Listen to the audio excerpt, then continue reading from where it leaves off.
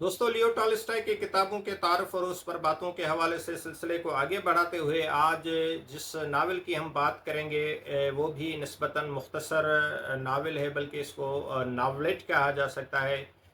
और ये जो नावल है, ये जो 1896 और 94 का जो है अरसा है, उस बीच लिखा गया और ये टॉलस्टॉय के वफात के बाद शाया हुआ था। और इस नावल का जो टाइटल है वो है हाजी मुराद, या हाजी मुराद भी इसको उर्दू में प्रोनाउंसिएट किया जाता है।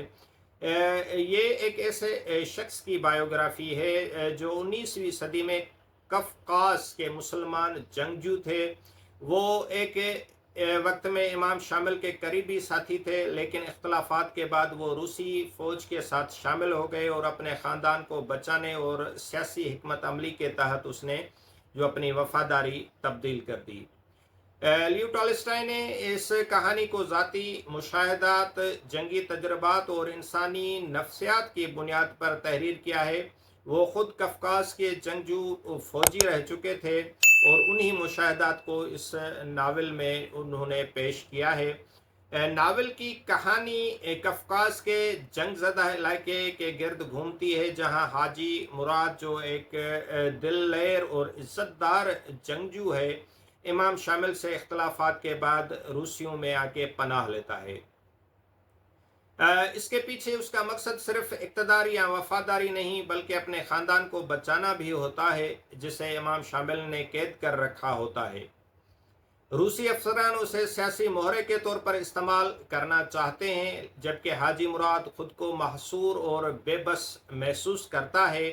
आखिरकार वो अपने ख़ानदान को बचाने के लिए खुद रूसी कैंप से फ़रार होने की कोशिश करता है, लेकिन रास्ते में रूसी फ़ौज उसे घेर लेती है और वो लड़ते लड़ते शहीद हो जाता है।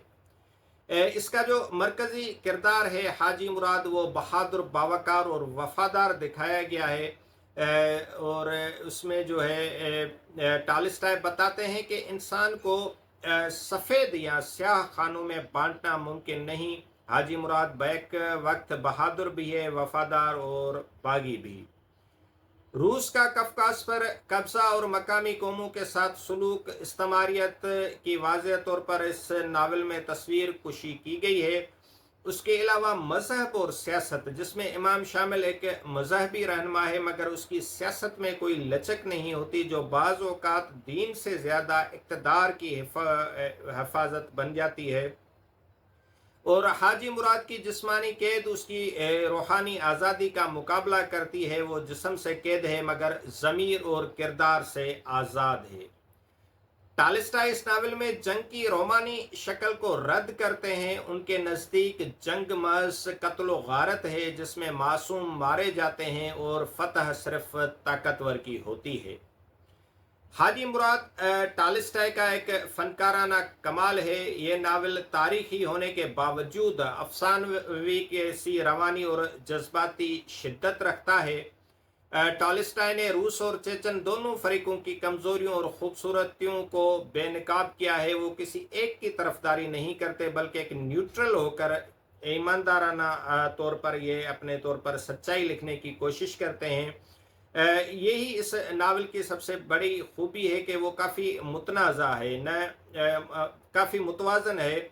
न उसमें रूस की हिमायत की गई है और ना ही जो है मुस्लिम जंगजू हैं उनकी ज़्यादा हिमायत की गई है, बल्कि एक ऐसा इंसानी दुख जो किसी भी कौम, मजहब या ज़बान से बालातर है, वो बयान करने की कोशिश की गई है। तो यकीनन लियो टॉलस्टॉय का जो नावल है हाजी मुराद, तो उनके आखिरी दौर की तख्लीक है और एक ऐसा शाहकार नावल है जिसमें फ़न, हकीकत और इंसानी फितरत की गहराई को खूबसूरती के साथ बयान किया गया है। ये नावल न सिर्फ एक तारीखी किरदार पर मबनी है, बल्कि ताकत, वफादारी, बगावत और इंसान के बातिन की कशमकश का आईना भी है। ये सिर्फ तारीखी नावल नहीं, बल्कि एक ताकत, कमज़ोरी, हौसले और बेबसी, मोहब्बत और जुदाई की कहानी है। ये नावल उन लोगों के लिए है जो इंसानी फितरत, तारीख और जज्बात की तहु में झांकना चाहते हैं। یہ ہر اس کاری کے لیے لازم ہے جو جاننا چاہتا ہے کہ جنگ کے میدان میں صرف فوجیں نہیں بلکہ انسان مرتے ہیں۔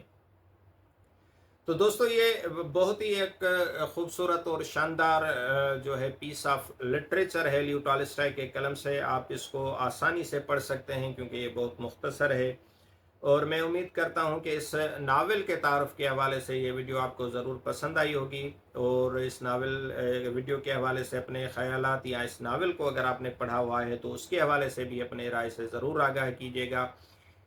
کتابی تبصروں کتابی باتوں کے لیے اس چینل پر جڑے رہنے بنے رہنے کے لیے آپ کا بہت بہت شکریہ۔ Thank you very much.